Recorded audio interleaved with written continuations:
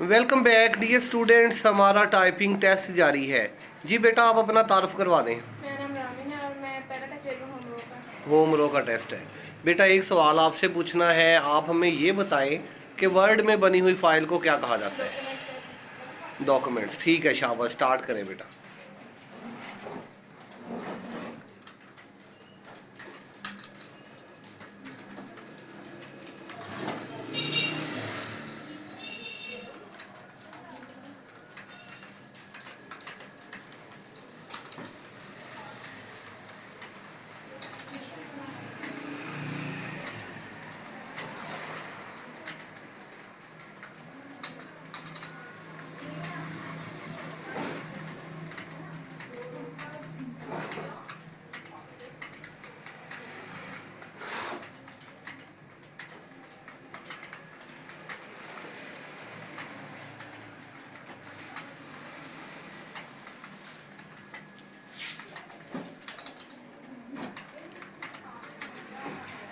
Yes बेटा, score है 48।